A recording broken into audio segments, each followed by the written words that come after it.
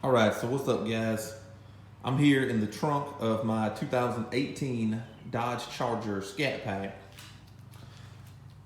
We're about to get down with this Tazer, zAutomotive Tazer, double bypass. Right here is the parts that consist of your double bypass. You got two plugs here that's going to plug into a CAN bus block back here in the back, and then this right here is going to go into a fuse box right on this cover right here in your trunk. And then of course you'll have your Tazer here that you'll be able to leave plugged in the trunk. Now I had a 2016 and I had the Tazer and I loved it. So let's see how this one's going to work out. Let's get started. So the first thing that I'm going to do is wash this bumper right here because I've been at work all week and I don't want to be rubbing up against this, getting this tray out here, because you're going to have to remove this entire panel for the inner trunk. And way back here in the back, you're going to have to lift up the Velcro on the back of these seats. So my bumper's clean and I can lean on in here, and the first thing you're going to have to do is pull up this Velcro that's holding this panel right. Well, not really holding the panel, but has the back of the seat cover holding onto this panel. Then all you have to do is take this rear cover, it's in the trunk, pick it up and pull it straight out. Okay, the cover's out. Comes out all the way through the back here. And the piece that we're looking for is right there, that box right there. In case anybody was wondering what this piece looks like when it comes out, I'm pretty sure this is the best built, American made trunk piece. Feels like it's plastic and fiberglass. Here's your gas filler nozzle that they give you for your capless fuel tank. But this thing is solid. Just goes to show that Dodge really took care in making these. So we're gonna go through the passenger side back door here. And as you can see, I've got a car seat in the car. And I really don't want to go through the pain of taking this thing out of here. So I'm just gonna push this bad boy over. And I can see the seat line right here. So you'll take this little strap right here, get it in focus, take this little strap, pull your seat forward. Now I got a car seat again, so tight fit, but it ain't too bad. It just pulled down over it. You'll have this flat right here that you undid for this Velcro right here, and you're gonna have one little Christmas tree style pull here. So I'm gonna go get my pulls and I wanna place the camera over here and try to get a better angle of this box that we're looking for over here. Back in the trunk, or in the rear seat, kinda in the trunk, and I've got my little pry tools here. Remember I showed you this little pop? So try to get back behind it, just wiggle this thing out of here.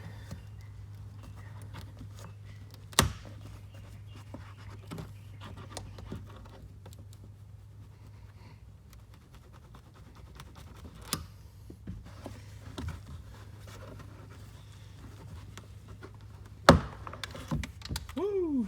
Thing went way over there. All right, so we'll get this back, pull this back, and this right here is what we're looking for, is this box. Now there's some clips on this box. Let's see where they are on the front here, back, front, back. All right, so there's 4 clips on this box.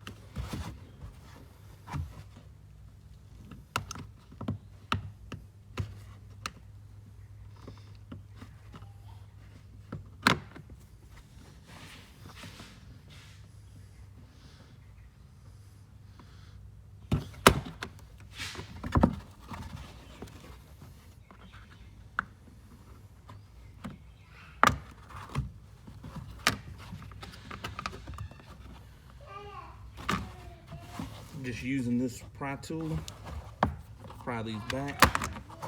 we got the cover off the box. All right, so this right here is going to be your CAN bus block. This is what we're trying to get to. And back here you've got one empty slot where the green plugs, and I don't know if you can see that, but all the plugs are green in here. And on this side, all the plugs are white on the green block. So if we get our double bypass over here, you can see that zAutomotive did a really good job with this. White plug, green plug. I mean, it couldn't be much simpler. So you're just finding an empty slot and plugging it in. So the reason you have to use this is that Dodge put some sort of security device in line to keep you from using the front OBD2 port for these unauthorized access devices to unlock these features that are already on this car, because it's an SRT vehicle for real. So what we're gonna do is find you an empty slot here, and it goes face up and it looks just the same as all the rest of them.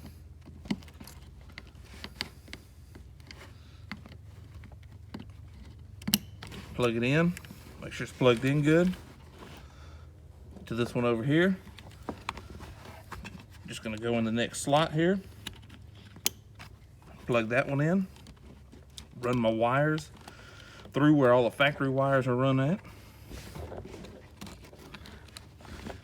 Everything tucked in the box good.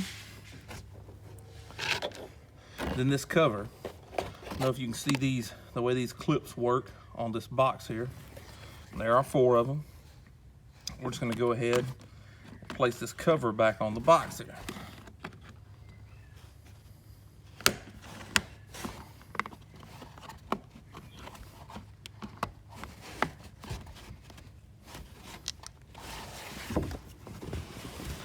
And like normal, the last one does not want to go in.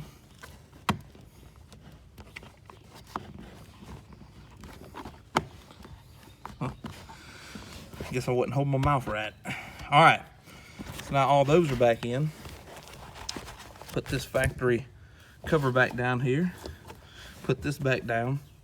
Now I'm gonna go find that clip, pop that clip back in.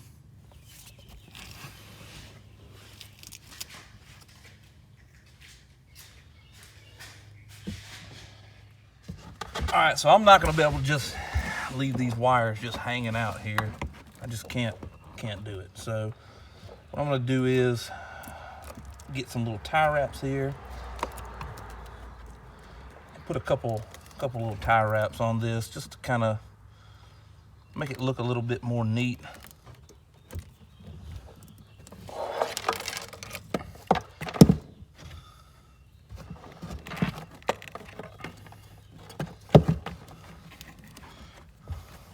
Sure, I got a little working slack here.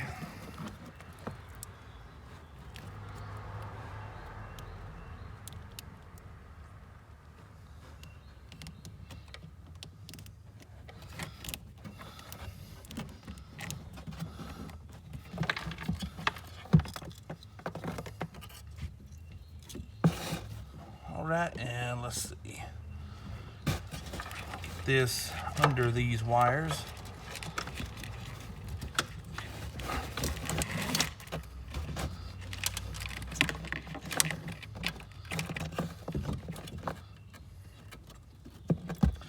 All right, so what we have left here are these 2 connections. This, the black, of course, going to be your ground. And this right here is going to be your hot wire. Now, they give you this nifty little add-a-fuse here. This thing's pretty awesome. I really like this style of add-a-fuse. So what we're going to do is grab the camera up. Here's the wire that I just kind of went under there to kind of make it a little bit more neat. We got to get in this fuse box right here. So it's just a little right here on the side, pops up, just kind of hooks over the back side here. And what we're looking for is the radio fuse. So we take our handy dandy, this thing out of here, pain in the butt. All right, so get here and start to look for it. All right, what we see here, finally, F37 is your radio fuse. So if we go back over here and look, F37. All right, so this is our first row. It's gonna be these up here, these fuses. It's this right here. So F37 right in here. It's gonna be on this row right here, and it's the second one back. I see that that is a 20 amp fuse right here. I see this 20 amp fuse. So that's the fuse that we're wanting to take out. It's this one right here. So use our handy dandy little tool. Pow, pop her right out. Guess it's just a tight fit. All right, 20 amp fuse, 5 amp for your Tazer. Right back in the slot here.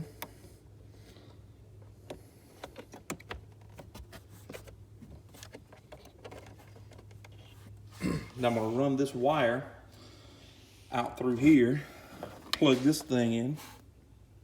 Once I get it plugged in here, I'm gonna make sure that this insulation that's over this rubber plasticky piece, is covering everything that's metal. I don't want anything hanging out. All right, so once you get that done, and this really fit nicely right through here. Once you get all that done, wires pushed down, out of the way, everything's plugged in. Take your cover, hook it back over the back hooks there. Make sure you're hooked on. Make sure this is free. Click that back over. Now we're going for this ground plug right here. It's a 10 millimeter bolt. All right, so now I got my wires all connected. I'm gonna just clean this up just a little bit here with a couple more tie wraps. And what I have is, well, I gotta put that back in my box here. What I have here is one of these command strips. And I'm going to mount this OBD2 port that comes extra, probably right here. Right there seems like a good spot. Just mount it right here with that double-sided command strip tape, and we'll be good to go. Here we are, the trunk mat back in place. Velcro's put back in the back. Everything's pretty much wrapped up. I mounted the bypass unit here with this double-sided tape or command adhesive deal. So it seems pretty solid. I take the Tazer unit itself here and make sure that my connections are good, and there's the flashy blinky lights. So now I'm gonna take the Tazer into the house and I'm gonna hook it up to the computer and make sure that everything's up to date. And once I do that, I'm going to come back out here, plug it in, and we're gonna see what the features are like on this newer updated firmware. Okay, so we're in the car. You're gonna wanna put it into run, but don't start the car, and have it on your audio menu here. And you're going to press and hold the left arrow right here. And as you're holding the left arrow, you're gonna hit the cancel button. So, I'm gonna press and hold the left arrow, hit the cancel button. I'm in the Tazer menu. So I can hit the cancel button again. There's not very many things that I can do besides hit marry. So to hit marry, I'll hold cancel and hit the cruise button. And I will sit here and wait. It's got a little countdown here. Tells me about how long it's gonna take. Look like about 10 seconds and it should marry. And what this is doing is saving my factory settings. So when I wanna return to stock, it's as easy as one push of a button. Now it says married. So if I jump back into the menus here, I've got sub menus for performance, tire, radio, lighting, comfort, and then the Tazer screen that shows the firmware. All right, guys and gals, there you have it. I'm not going to take you through the whole process of all the things of how I change them. There's plenty of videos on how to do that. Pretty simple process. Things that I change myself: I turn off the fog light drop off. That way my fog lights are always on, even with the high beams. They're LEDs, so I'm not really worried about it burning anything up. And I turn off the daytime running light dropout when you turn your blinker off, because it really annoys the crap out of me. And of course, like everybody else, I turn on the SRT set and all that stuff so I can have the SRT performance pages. So again, thanks for watching my videos. If you have any comments or anything, post them down below. Remember to subscribe if you haven't already, and like this video up. Thanks for watching.